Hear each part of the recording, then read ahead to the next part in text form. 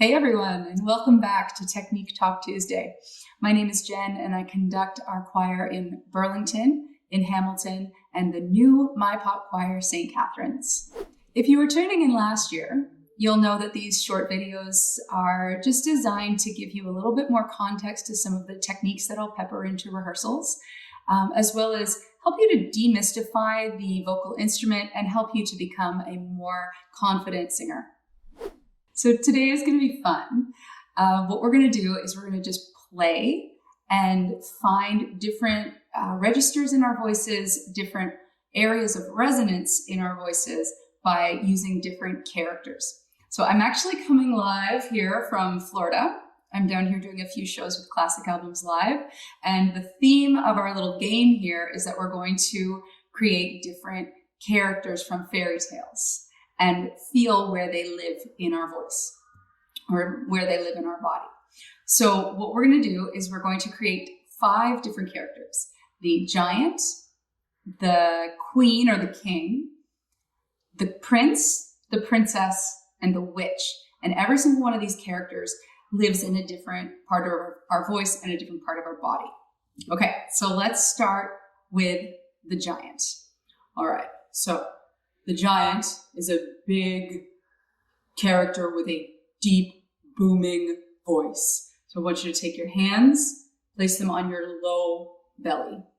All right. And let's really start to drop into the lowest regions of your voice. This is as low as I go. This is really the depth of my voice. I feel it rumbling down into my guts, right? It's really in my chest, but it's really deep in my chest. So we're going to, with hands on the low belly, say the words fee, fi, fo, fum. Yeah.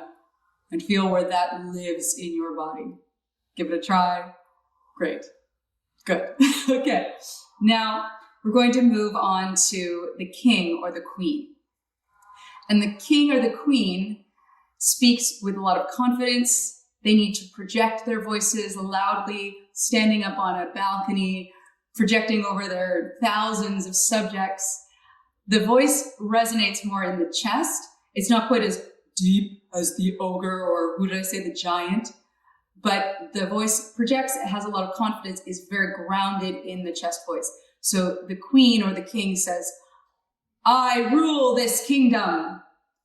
I rule this kingdom. So you can feel that that chest voice is resonating right here. It's a loud, full voice. Okay, it's not a very young voice, right? Kings, queens, they're middle-aged, perhaps. Okay, and now we're going to move on to the prince. Now the prince is younger. The prince still is speaking voice, but it's more in the mouth. So the prince says, I will slay the giant, father. I will slay the giant, father.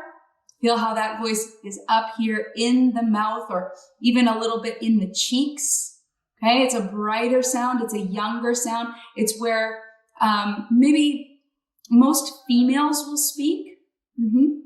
Okay, and now we'll move up into the princess. So the princess is young and she speaks very sweetly in her head voice. So put your hands on the back of your head and say, I too will slay the giant. I too will slay the giant. There you go. Feel the resonance up in the head or up here in the forehead maybe. I too will slay the giant. Right there. Good. Now every fairy tale has a witch. So you think about the witch.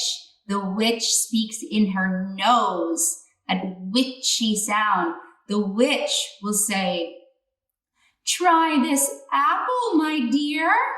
Try this apple, my dear.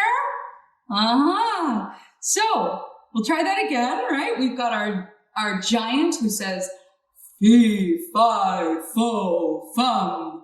Then we've got our king or queen who says, I rule this kingdom. Then we've got our prince who speaks here in the mouth, and he says, I will slay the dragon, father. Or what did I say before? I will slay the giant, father. And then the princess, more head voice dominated. I too will slay the dragon. Or I too will slay the giant. And then our witch, who speaks right here in her nose, she says, try this apple, my dear. So play with all of that. Really locate those voices in your body and in your voice. And we'll see you next week.